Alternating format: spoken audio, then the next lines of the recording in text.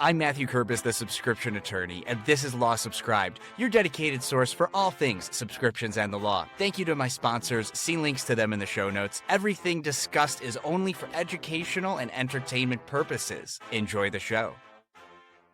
Welcome back to How to Run a Law Firm in 2025. On last episode, Lauren and I talked about our law firm finances and our personal finances. And today we're going to talk about a tangentially related topic of keeping our expenses at a reasonable amount, try to keep them as low as possible. And one of the ways that we do that, it ties into the financial conversation that we had last episode. So it makes a really good companion episode. You don't necessarily need to listen to all these episodes in order if you're listening to this series, but we do recommend that in addition to this episode, you go after this, queue up the last one if you didn't hear it. It's about doing things ourselves is one of the ways that we keep expenses low. And in particular, in my practice, I like to do that because I'm a mission-driven law firm trying to have affordable legal services to my clients who are long outpriced by legal services. And I pass along all those efficiency savings to them. And if I did do more outsourcing, then I would have to charge more because I would have to pay those outsourced people. Now, Lauren and I, we've talked about many times how we outsource our taxes. I think that's really important. But even for things like bookkeeping, we both use wave accounting. And that's one of the things that we do ourselves. So I'll talk about in a moment how I do that. But Lauren, how about you start us off with how you're managing bookkeeping at your firm? Yeah, so wave accounting has been great. I think it's a pretty good bang for the buck, pretty inexpensive. I know a lot of folks will use QuickBooks. I used QuickBooks years and years ago, and it was a little overkill. And I like the simplicity of Wave. It gets the job done, but maybe QuickBooks has a new version out there. I know there are several law firm owners I've talked to that really love QuickBooks, but I think anything that just makes sense to you. I go in twice a month and go through and organize all of the new transactions. So I go through and make sure that all of the expenses are categorized correctly. Wave does a really great job of sort of learning, every time it says Google email, that's my email I'm paying for. So I don't have to do a lot at this point. It's really learned, but just making sure that it's done everything accurately. And then I also go through for all of the revenue because in Colorado, unlike Illinois, we do have trust account requirements. So I cannot withdraw out of my trust account until the money is earned. And so as it's earned during the month, it gets deposited into my operating account. And then I do just a reconciliation to make sure, the $1,200 from Joe Smith's case, I can see that's in there. And because I don't want client information being given to my accountant ultimately, because he will get this report that I'm putting together in Wave, I just go in for that $1,200 deposit that I can see and put the invoice number so that I have a reference. So if I ever had somebody ask or needed to go back and double check something, I could say, oh, that $1,200 was from Joe Smith's case. This deposit was from this other person's case. But ultimately, all my accountant's going to care about is that there was revenue that was earned. So I go through and do all my expenses, all of my revenue, and then I run a report to see what all the revenue was for the period that I'm looking at. So I do it on the 10th and 25th. So it'll be the periods in between there. And then I run that through the profit first method, which we talked about in the last episode, and allocate each one of those dollars and then pay myself, pay my credit card off. But Wave makes it super easy to keep track of everything. And then also their reporting is not overkill. I really use profit and loss and I use cash flow. Those are really the two that I kind of look at just to see where all the funds are flowing. How much have I paid the government this year? I always have to look at cash flow for that one. Then I hate looking at that report to make sure I've got all my tax information right. But that's it. And then I will export the profit and loss statement at the end of the year and send that to my accountant. So he has all that information to do the taxes ultimately. But it makes it really easy. And I will say on a payroll perspective too, as I know you don't use that, Matthew, but Wave does have that option. It's like $30 a month. I found that it was the most economical for, again, just a solo. I don't have employees. I don't have all this super complicated payroll, but I do need it to run payroll. So it automatically withdraws it out of my operating account. It deposits it into my personal bank account. And then it also, what I love about it was it will remind me when I need to pay the taxes. So I'll get an alert that says, hey, this tax is due by, January 31st, the end of the month, make sure you pay it. And then I can go in, it gives me the number I need and I can mark it as paid. So it does help from that reporting standpoint as well if you do have any payroll requirements. How do you use it, Matthew? Is it any different? Yeah, I mean, pretty similar, although like I'm learning stuff from you, Lauren, here too, right? Like this is what's great is even if nobody listens to this, you and I learn stuff from each other. So yeah, like eventually, like either in 2025 or 2026, I'm going to switch over to S corp for taxation purposes and start paying myself. And I didn't realize that Wave Accounting, a platform I'm already using to do what you're doing, just to like categorize income and expenditures, that I could just leverage that for my payroll. I know my bank offers some version of that, but it's definitely more than $30 a month. And so if I can only spend $30 a month to be in a platform I'm already in, like, and I don't need to add another thing to my tech stack, which at the time of recording, I've realized I was not counting apps on my phone as part of my tech stack, but it totally is like for software. And I'm over 60 software solutions. I mean, this is ridiculous. And so like, I don't want another software solution. So if I could just do it in Wave, that's great. The auto, like identifying what sort of category that it's in, since I'm only like 3 years in, like it's still sort of learning some things. It doesn't get everything right. And that's AI, Lauren. That's another way you're using AI. Oh my gosh, that's right. So there you go. You're using AI in your bookkeeping, It's everywhere. in your accounting software. And that's like even like machine learning based AI. So I got to imagine it could get better if they incorporate some large language models in there. So yeah, I mean, saves a little bit of time. It doesn't take a lot of time. I still have time blocked every Monday at noon, 15 minutes to go through and categorize. But I've gotten so fast at that. And frankly, I don't have a lot of like expenses, and I have Stripe set up so that I'm only getting money in once a week. So it's all like going into Stripe, and then it's all just aggregately depositing into my accounts on Wednesdays. And so I actually don't have a lot to do. So the fact that you're only doing it twice a month makes me think, hey, maybe I just do it twice a month now, because, you know, I don't really need to, like, I'm not spending a lot of time. Like, how much time are you spending when you're going through and you're categorizing? Like, is it 5 minutes, 10 minutes? Like what is it? Yeah, the categorization is probably 5 to 10 minutes. I have sort of a list of things that I do. So I'll download my bank statements so that I always have a record of those. Again, should anybody need them and, you know, the bank doesn't have them available anymore. I categorize everything. I put it into the different buckets in my spreadsheet, and then I make sure that the transfers are set up. But that all probably takes me half an hour. So yeah, the categorization is really fast at this point. Yeah, and this ties into our earlier conversation, because when we are going through as true solopreneurs and categorizing all of our expenditures and all of our income, it's forcing us to consciously pay attention to how much money are we bringing in, how much money is going out. And so even if you're not tracking it in a spreadsheet, that you totally should, like that helps us have a financial, like we take the financial temperature of our business. And that's another place to identify, oh, like I'm spending a lot of money on X thing, or this software subscription went up or something, when even if you're just ignoring when the charge comes through, although I get an email for literally every charge. I have those automated set up through my bank accounts. Like I'm able to identify, like maybe is there a way I could cut that out, or can I reduce a subscription, or is there something like that? Because when you're looking at and you're tracking your finances in your firm, you're able to identify ways that you can reduce costs, because that's one of the ways you can increase profitability as a small law firm owner, is you can make more money, you know, bring in more revenue, or what you could do is you could reduce your costs. And so that's like when I was starting my practice, I think the first year, like my annual expenses were less than $5,000. Or like my fixed operating expenses. I did spend a little bit more on, like, I tried some marketing things. I tried some other stuff. So like, I think my overall expenses were closer to $6,000, not including what I paid myself that year, which was not a lot of money. Now I have, like, you know, just one subscriber paying me like what I made my first year. It's kind of crazy to think about.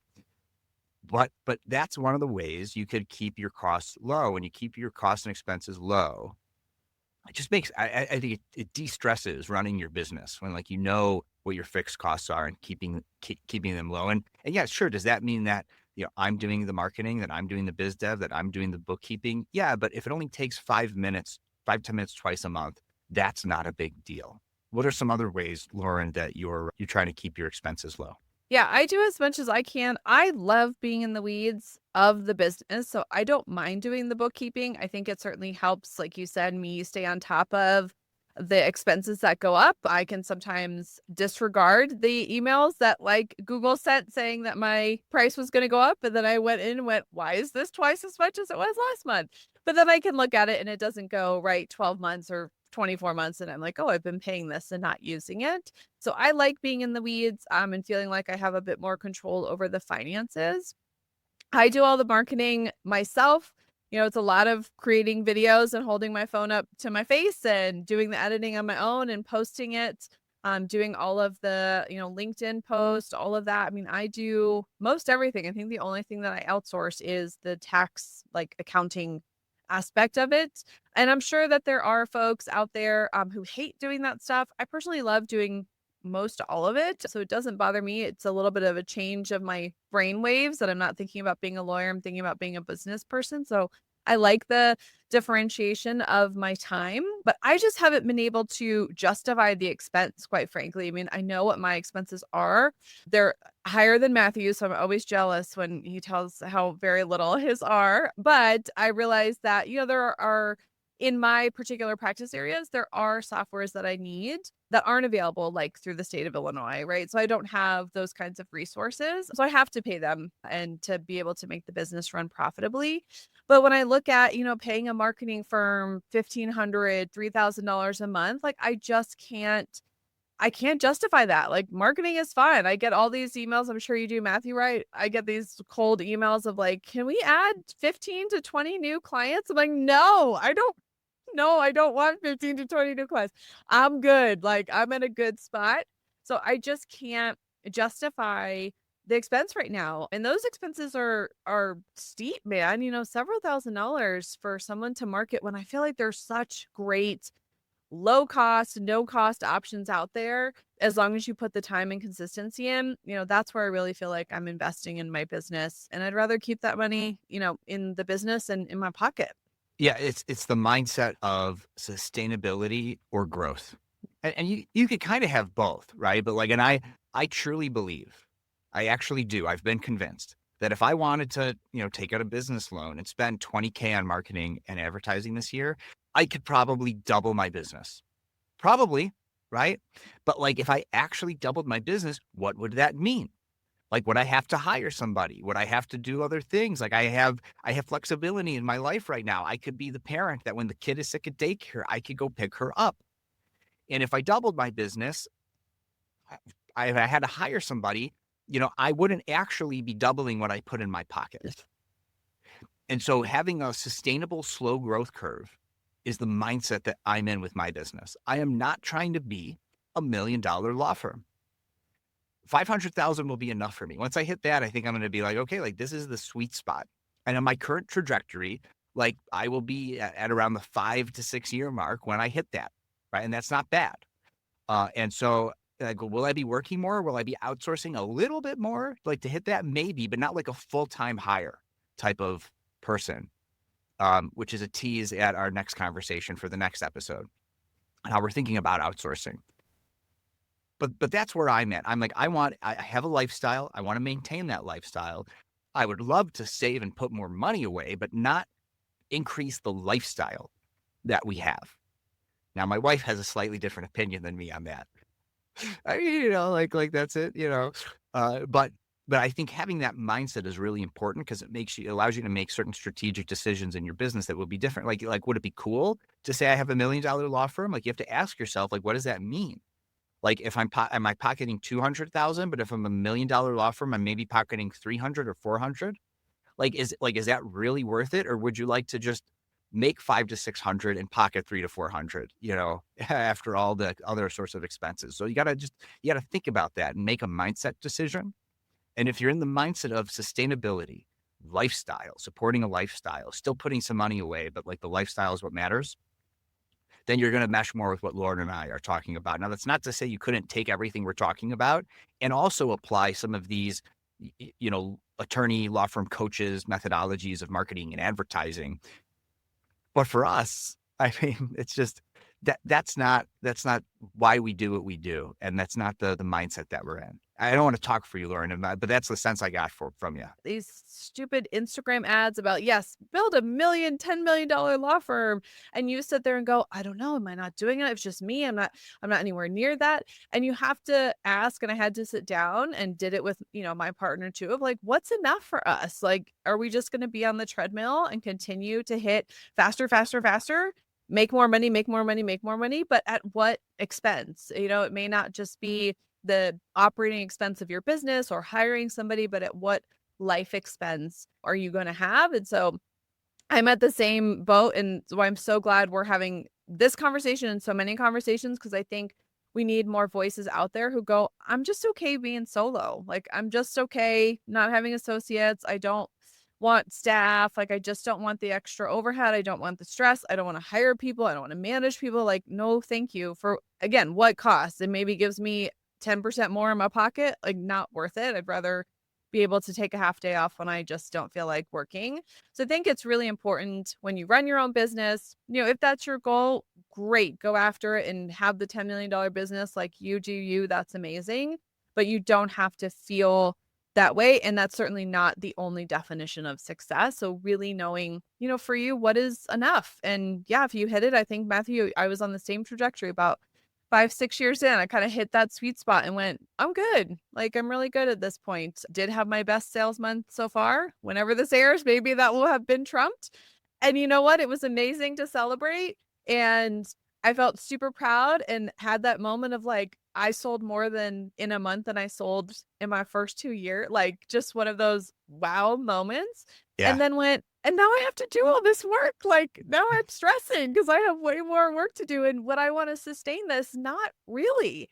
Like, it's great to have a flash in the pan for the month and ride those coattails and be really excited about it. But man, no, I don't want to be doing that constantly. So yeah, really being able to know what your definition of success is and build a business around that. And it doesn't have to look like anyone else's. Let me tell you about the brand new sponsor for Law Subscribed, Paxton. I've been using Paxton as my legal AI tool for over 2 years. I continue to evaluate and demo other legal AI tools in the market and still decide to stick with Paxton because of its reliability, its accuracy, its ease of use, affordability, and they do not lock you into a long-term contract. Now, as a transactional and fractional general counsel attorney, I'm using Paxton for all of my substantive and non-substantive legal work, whether that's legal research, analysis, drafting, or enhancing existing legal work product. In the time it used to take me to draft and analyze legal documents, now, after a little bit of back and forth with Paxton, I have something ready to go in minutes that used to take hours or even days. While I'm no longer a litigator, I could see how valuable Paxton would be when researching a new issue, preparing for a deposition, drafting a motion, or going to trial. So if your firm would benefit from using Paxton as your legal AI tool, then make sure to use the link in the description when signing up to let Paxton know I sent you. That's all about our new sponsor. Now back to the show. That makes me think of, I've talked to some folks lately about creating I gotta be careful about what I say here, creating a software solution that tackles a lot of the problems that currently exist for true solos who are trying to ditch the billable hour or have ditched it and like not have a million software solutions and everything, but not try to be an all-in-one solution like your typical practice management solutions. And one of the things on the product roadmap for that potential company one day that I may or may not be involved with, frankly, because like I don't have enough time, is like allowing lawyers like us to lean into the true solo of it all. But part of being in this platform means like when your client needs an estate planning attorney, when they need a business lawyer, when they need that the referral fees, if they can be there, the referrals period, like other attorneys on platform, like it allows you to take like a big firm or larger firm type of approach where you have different expertise in different areas and different jurisdictions, and just make that actually part of the platform that you're using to run your law firm. Does that sound like something that would interest you, Lauren? That's super interesting. Yes, I'm very intrigued because I think a lot of the resources out there for attorneys, which is fine, I mean, I get it, have historically been towards medium to big firms. And however you define medium or even small. I mean, some people think small is 50 people, which is insane to me, but right, they're geared towards that. And I get it because the software company is likely going to make more money, right? There's more bodies, you're paying for more things. And they do have different needs and requirements and logistically have a lot more going on. But I think that, solos sort of get left out and we don't have a natural way to create that connection other than being out and networking, which can take a lot of time. And, it's hard I have found it hard to find folks who think similarly. I don't know if feel that way, Matthew, finding other attorneys who are mission driven, who aren't using the billable hour. It can be really hard to create that network on your own. So yeah, having something that's out there that you can tap into would be a huge value.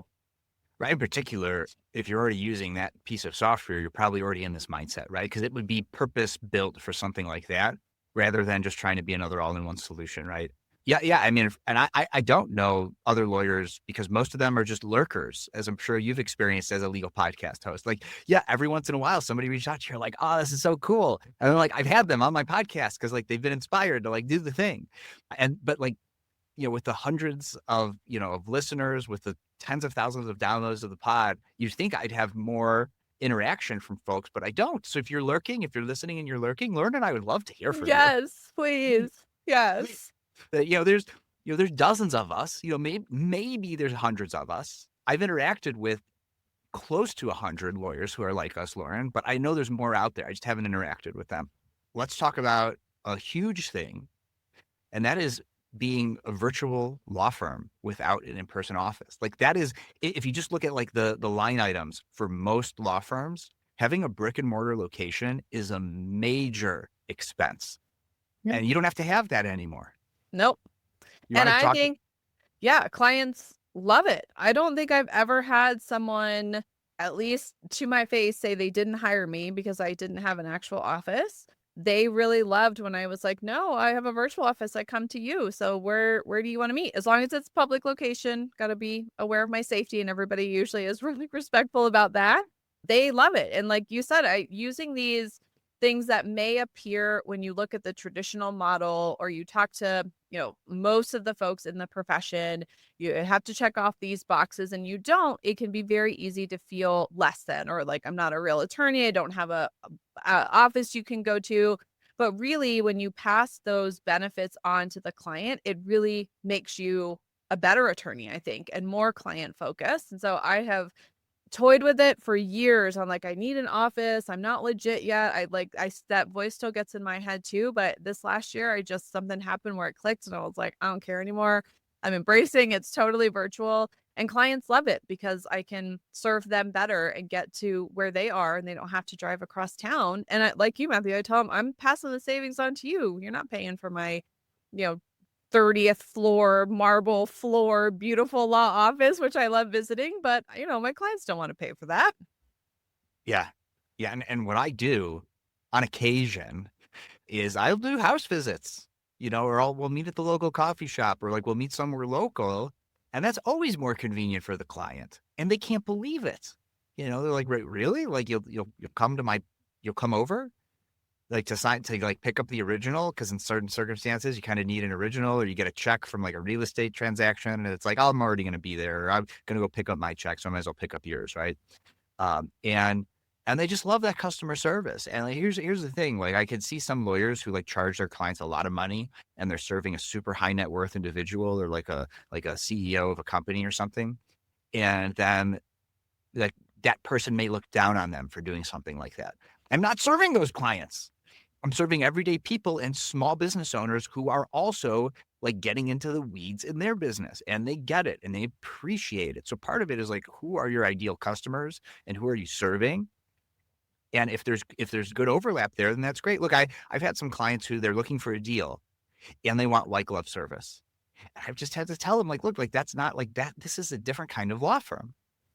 Another reason why I'll do in-person like visits and I'll do house visits from time to time is sometimes that person has a spouse or a partner, or if it's like a signing that requires witnesses or something, there's other people there.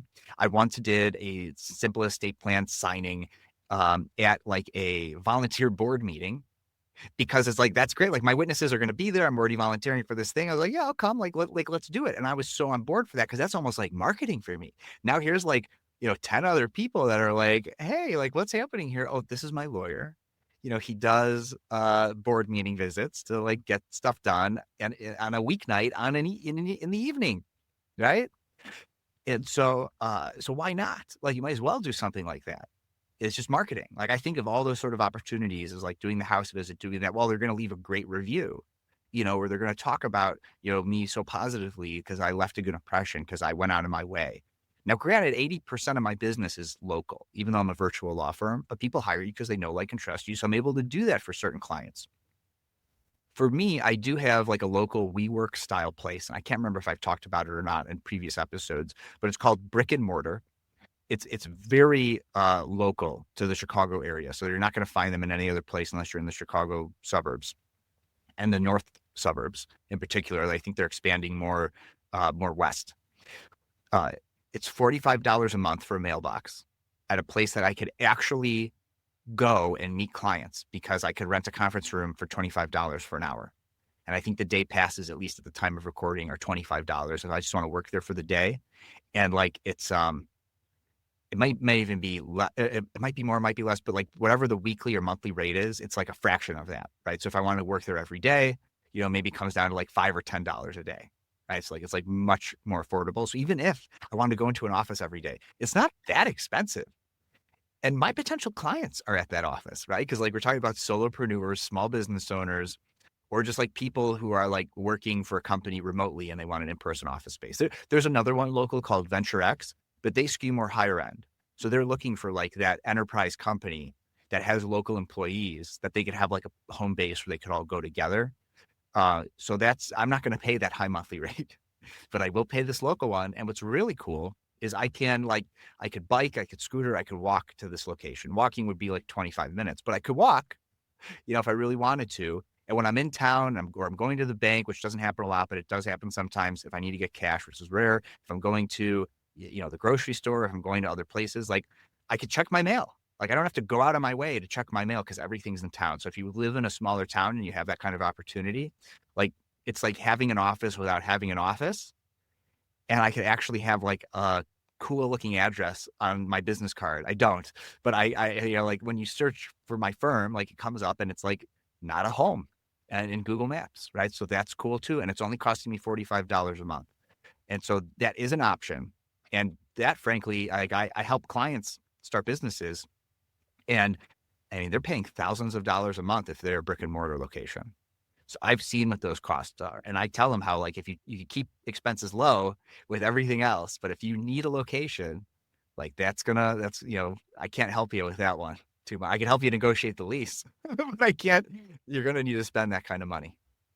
Yeah, I feel very fortunate that we live in a time where it's not needed. I think COVID actually helped. It was one of the benefits that came out of COVID was we all got a lot more comfortable with virtual. And yeah, most of my clients even now, although I offer it all the time, want, oh no, Zoom's fine. They're in the middle of their day and have kids running around or having a break from work. So yeah, it really is just serving the clients you want to serve and how is it going to be easiest and most convenient for them. So yeah, I'm glad I don't have that line item on my books. My biggest one, and this, I don't know about you, Matthew, but Stripe, my biggest expense is the damn credit card processing fees. It makes it easy for clients to pay, right? Everybody has a card, especially when it's, a bigger chunk of change. Sometimes they don't have the cash available. So I don't want to take it away. I definitely don't want to be dealing with checks and like depositing checks in the bank. Like, please don't send me a check. That's annoying to me. But, not everybody has the ability to do it through ACH. Like they don't have the funds readily available. That's my biggest line item in terms of expenses. And part of me kind of feels like, well, when that gets big, that just means I'm selling more. So, it's not a fixed one in terms of I'm going to have to pay this even if I have not a dollar coming in. If I don't have a dollar coming in, I'm not going to have that expense. But that for me is my biggest line item. And I don't know, other than making everybody do ACH. And I feel like I'll lose clients because of that. It's how we keep expenses low is really assessing, do I need this expense? Is there a way I can cut the cost? Is there something else that does it? And, for me and credit card processing fees, it is what it is. It's a part of doing business, but that's my biggest line item. What is yours? No, Lord, I'm so glad you brought that up because I don't need to think about that number. and that is definitely my largest expense. Now, it's not a fixed operating expense, so I still think it's accurate to say what my fixed operating expense number is.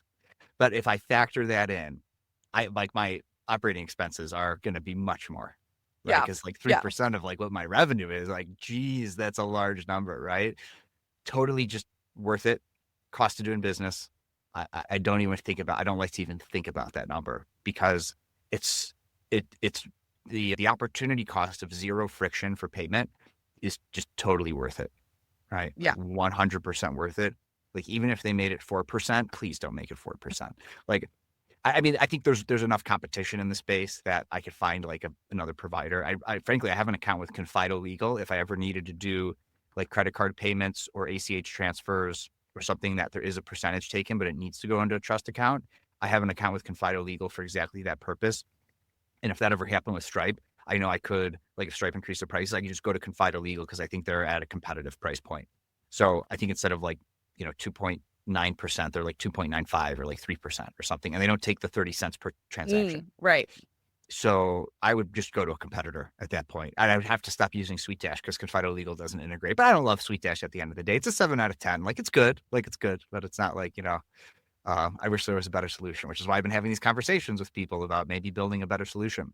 So yeah, I mean, like that, those are the big things about keeping expenses low, because hiring people and outsourcing can get expensive. I think there are ways that it can be done right. And we're going to talk about that in our next episode. Anything else you want to cover on keeping costs down?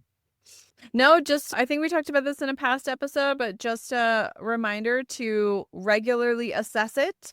Like we just talked about, at least, a couple times a month, looking at what the cost is and as of now, but I do it twice a year to sit down and really think, do I need to be spending on all of these things? So really baking that into your processes so that you are double checking, because like we talked about in our tech episodes, right? All of these software companies are adding new features all the time. And you might find that now your Google Workspace has a calendar in it. So do you really need a separate calendar or whatever it is? So just making sure that you are assessing not only what the cost is and staying on top of that more diligently, but do you really need everything? A great final tip that reminded me of a couple more things. If you're paying for something monthly versus paying for something annually, like, it might make sense to just pay for it monthly for a few months, see how you like it, see if you're using it. And if you're not, unsubscribe. But if you are, think about upping it to that annual subscription, because you can maybe save 10, 15, 20%. Having said that, I don't necessarily practice what I preach there, because that formula software has always been so affordable. Like right now, I think it's $29 a month. Like, and I'm like, well, am I really going to keep using this? And I've been a subscriber since like day one of my practice for 3 years, right? So like my total annual spend is $348. And like, I might be able to get that down to like 300 if I just lock in for a year. So maybe I'm going to have to go do that. Maybe I'm going to eat my own medicine, and I'm going to have to go and just subscribe to that annually, because I'm leveraging it not necessarily every month, but every quarter. And so I definitely make my money back on the monthly subscription, but I could save another $50 if I do that. And it's not like that $50 is going to make or break my practice, but cumulatively over time with other strategies like that, that's something to consider. And the last thing I'll say about keeping expenses low is when you are making purchases, like in the last episode, we talked about credit cards. When you're making purchases, buy things on a deal. Don't get things at the exact price that you need. That's why I maintain a list. I also have a business Costco membership in addition to having a Amazon Prime for Business account. And I maintain lists on there so I get notified if something goes on sale. That's something that's going to help me with my practice. And another great way you could see if you're getting a deal, if like, say you really do need something, is there's a website called camelcamelcamel.com. It's just camel 3 times in a row. And it's a website that tracks the price of things on Amazon. And so you copy and paste like the URL or the share link from that item, and you can see like the pricing over the however long that item's been listed. So you can know whether or not you're getting a deal or a good, or like you're paying more for the item based on its historical pricing data. So that's a really cool hack to be like, oh yeah, like this is a good deal right now. And I do need a new cable because this other cable went out or something. So yeah, that's my final tip on this topic. Lauren, do you want to tell the folks what they have to look forward to in the next episode? Yeah, we're going to keep the finance and money train going, and, take the approach if you have gotten to the point where maybe outsourcing might be something that you need to look at. Maybe it is going to make sense for your business. We're going to talk about how we evaluate when we outsource, how we know who to choose or what system to choose or what company to choose. and how we make that integrate into the business while keeping overhead low, but efficiency high. So check with us for the next episode to get more information about how to run a law firm in 2025. And that's a wrap. Thanks for tuning in. Make someone's day by sharing this episode with them. The best way to get in touch is to follow and message me on LinkedIn. To get extra content, subscribe to the newsletter at www.lawsubscribe.com, where you can also become a paid subscriber to get episodes and content early. Until next time, this is Mathew Kerbis with Law Subscribed.